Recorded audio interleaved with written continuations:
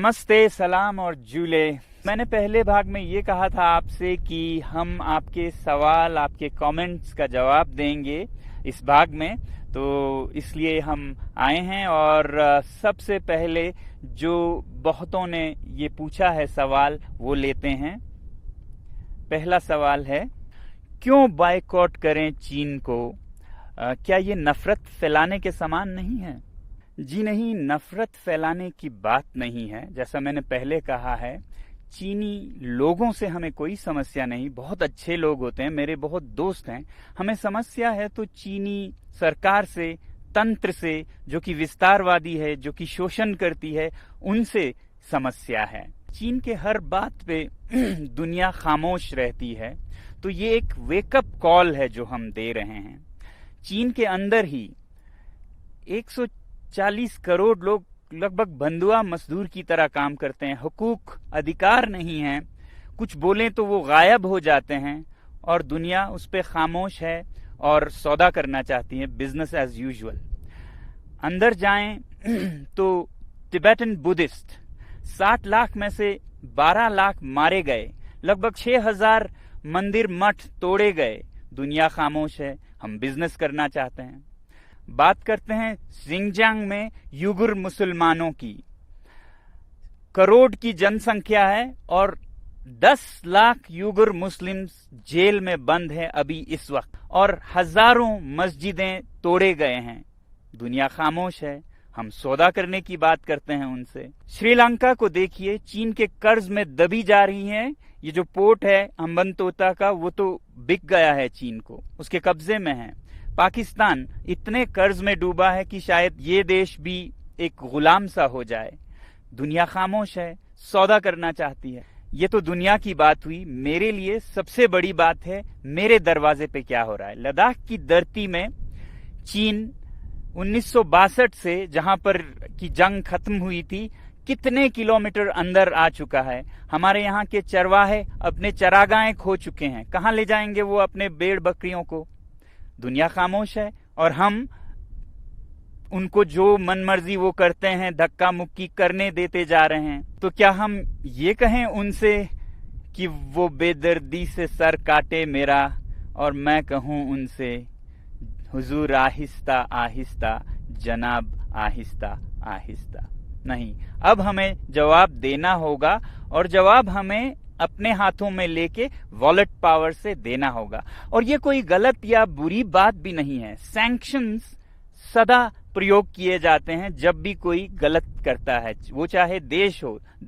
उत्तरी कोरिया पर सैंक्शंस लगाते हैं देश, तो हम क्या अपने पर्सनल इकोनॉमिक सैंक्शंस नहीं लगा सकते इन देशों पर? और बॉयकॉट करना कोई नई बात भी नहीं है। आपने सुना होगा स्वदेशी मूवमेंट, बॉयकॉट मूवमेंट।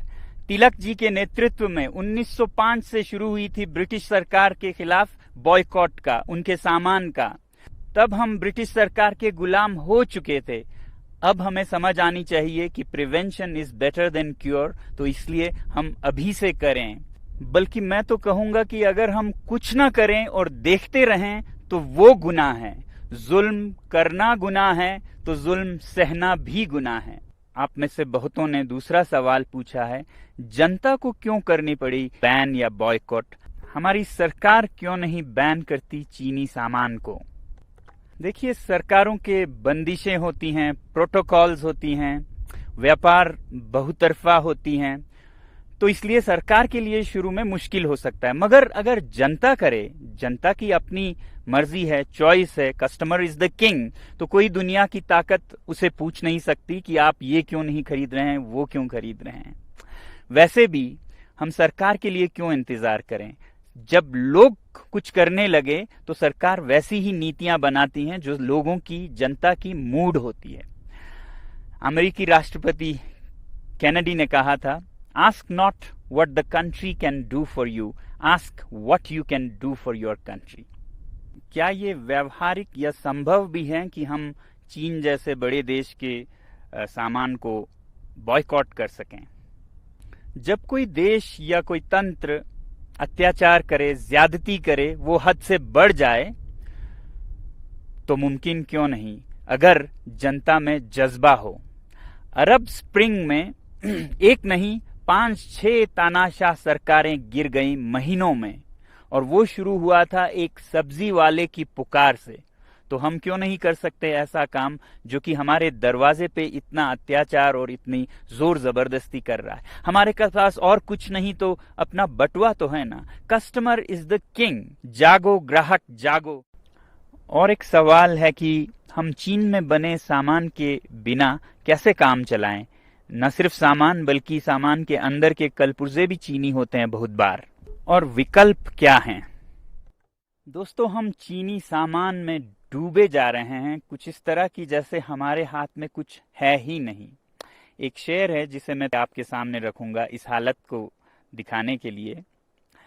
खरीदें कब तलक कोट पतलों पे रहन हम चीन से। पे रहन एक कपड़े का नमूना है।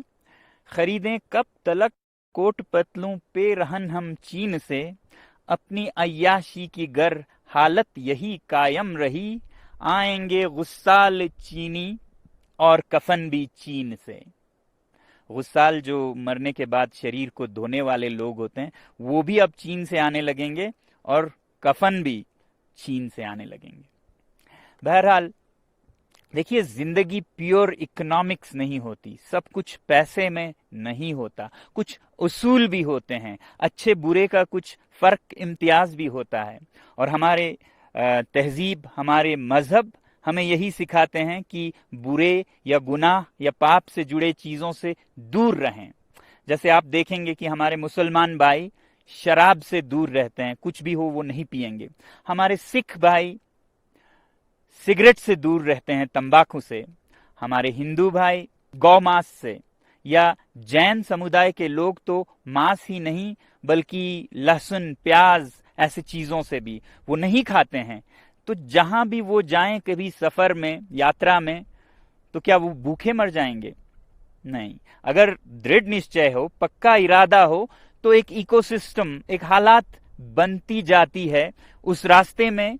जब हम बर्दाश्त करके चलते हैं तो आप देखेंगे कि ऐसे भोजनालय, रेस्टोरेंट्स निकलेंगे जो जैन फूड सर्व करेंगे। तो 1 साल 2 साल में एक नया इकोसिस्टम बन जाता है। उसी तरह अगर हम ये चीन के सामान को भी गुनाह से जुड़ी समझे, जैसा कि मैंने कहा इसके पीछे अत्याचार है, तो 1-2 साल में सारे दुनिया के देश और अपने हमारे देश में ऐसी चीजें बनने लगेंगी कि हमें इसका याद भी नहीं होगा कि हम ये नहीं कर पाएंगे, ऐसा सोचते थे। तो इसलिए मैं कहता हूं कि boycott made in China, software in a week, hardware in a year, और फिर हार्डवेयर में भी finished products, non essentials in a year, components, raw materials and essential products in 2 years। हम योजनाबद्ध तरीके से चल सकते हैं अगर हमारे अपने में सूझबूझ है। कोई ऐसा नहीं है कि कल या परसों ही हम सब कुछ बंद करें। हम ये कहें कि फिनिश प्रोडक्ट्स वाले अभी से हम बंद करेंगे 1 साल के भीतर, जिसमें कंपोनेंट्स जाते हैं जो हमारे भारतीय उद्योग में भी इस्तेमाल होते हैं, वो हम 1-2 साल तक चलाएंगे जब तक कि ऐसे विकल्प न बन पाए। और जहां तक विकल्प या रिप्लेसमेंट्स की बात है इन चीनी सामानों का, तो एक बात जरूरी ये है कि हर चीज की हमें रिप्लेसमेंट्स जरूरत भी नहीं होनी चाहिए। हमारी जिंदगी सादा भी हो सकती है। इस लॉकडाउन में हमने देखा कि कितने कम चीजों से हम खुशी पा सकते हैं, और सस्ते माइंडलेस कंज्यूमरिज्म में लाए गए ये चीनी सामान जो कि हमें जरूरत भी नहीं है, 10 जोड़े जूते, 50 जोड़े जुराब, क्यों जरूरत है इनकी? क्या हम एक सादा जीवन नहीं जी सकते हैं? बदल सकते हैं जिंदगी के शैली को कि हम थोड़े में ही गुजारा करेंगे मगर साफ अच्छे चीजों को ही अपने जीवन से जोड़ेंगे। इसलिए ilivesimply.org पे जाइए और देखिए सादा जीवन कैसे जी सकते हैं, अपने पर्यावरण को, अपने पृथ्वी को, जीव जंतुओं को कैसे बचाए हुए खुशी का एक जीवन जी सकते हैं। आखिरी सवाल जो मैं ले रहा हूं वो है, हम इसे एक राष्ट्रीय आंदोलन कैसे बना सकते हैं, नेशनल मूवमेंट। देखिए, मैंने एक छोटी सी पहल की है लद्दाख से, ये मत उम्मीद कीजिएगा कि लद्दाख से कोई एक आदमी इसको चलाएगा। इस बटुए के आंदोलन में हर नागरिक एक सिपाही है और ये उतने ही दूर तक चलेगा जितना आप इसे ले जाना चाहेंगे। तो मुझे उम्मीद है कि भारत का हर नागरिक इसे एक अवसर, अपॉर्चुनिटी बनाएगा आत्मनिर्भर भारत बनाने का।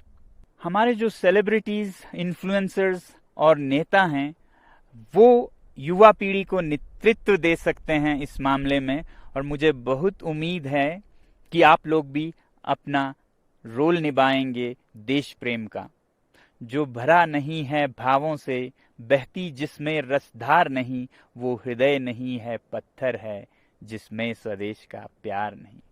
जय हिंद।